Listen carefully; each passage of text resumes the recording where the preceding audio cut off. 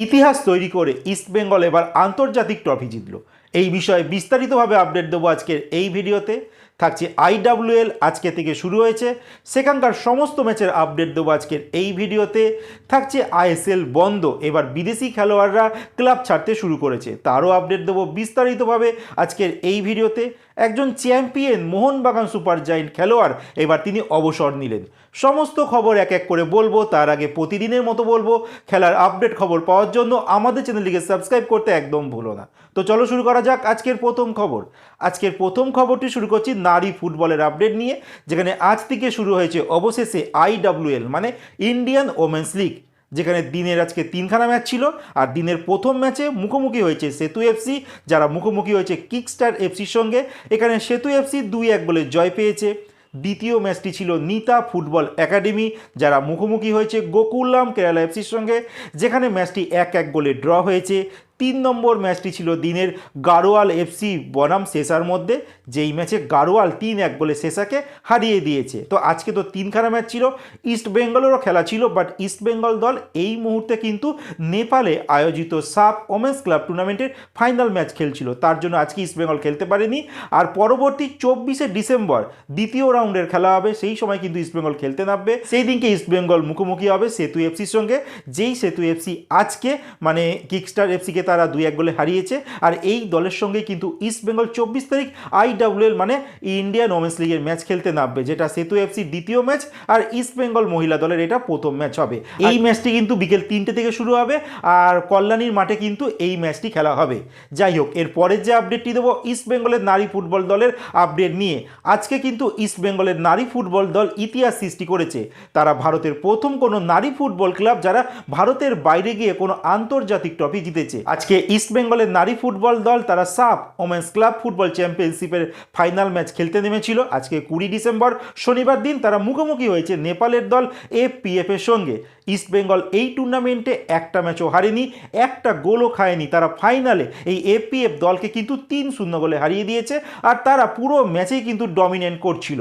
তো আমরা এই টুর্নামেন্টে দেখতে পেয়েছি ইস্ট বেঙ্গলের বিদেশি খেলোয়াড় ফাজিলা, তিনি কিন্তু 5 ম্যাচে 9খানা গোল করেছে। যেখানে ইস্ট বেঙ্গলের পুরুষ দলের যারা স্ট্রাইকার রয়েছে ইবুসুকি, হামিদ আহাদা, তারা গোল করতে পারছে না। সেখানে নারী দলের কিন্তু এই ফাজিলা কিন্তু দারুণ একটা রিক্রুটমেন্ট হয়েছে, যিনি একের পর এক কিন্তু গোল করে যাচ্ছে। যাই হোক, ইস্ট বেঙ্গলের নারী ফুটবল দল ইতিহাস সৃষ্টি করলো, যারা প্রথম ভারতীয় মহিলা ক্লাব যারা কিন্তু দেশের বাইরে গিয়ে কোনো ট্রফি জয়লাভ করলো। এই মুহূর্তে ভারতের সম্মান কিন্তু একমাত্র ইস্ট বেঙ্গল দলই বহন করে চলেছে।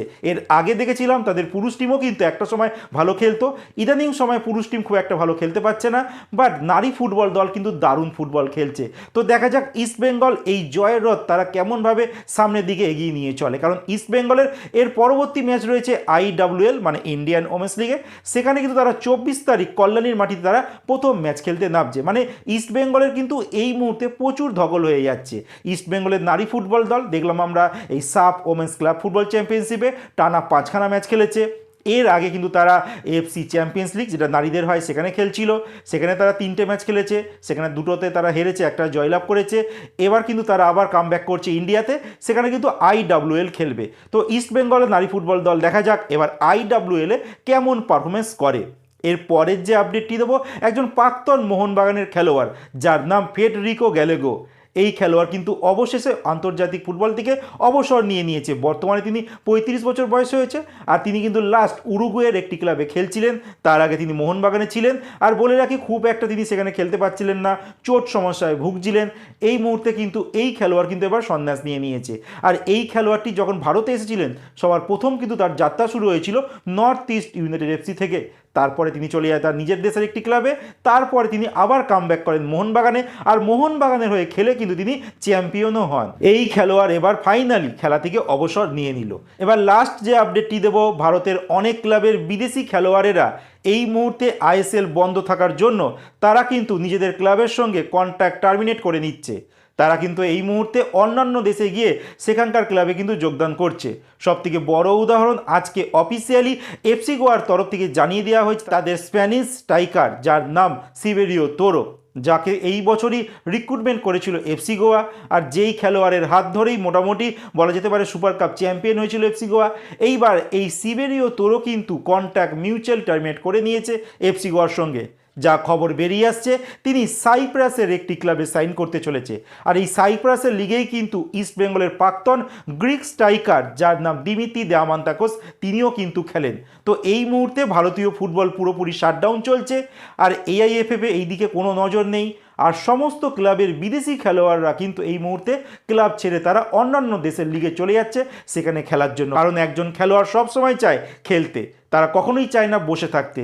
বাট এই মুহূর্তে আইএসএল বন্ধ, এই মুহূর্তে যে আপডেট বেরিয়ে আসছে যে আইএসএল ফেব্রুয়ারি মাসে হবে, তো যার জন্য কিন্তু অনেক খেলোয়াড় তারা নিজের দেশে চলে যাচ্ছে, কেউ বা অন্যান্য দেশের লিগে গিয়ে সাইন করে নিচ্ছে।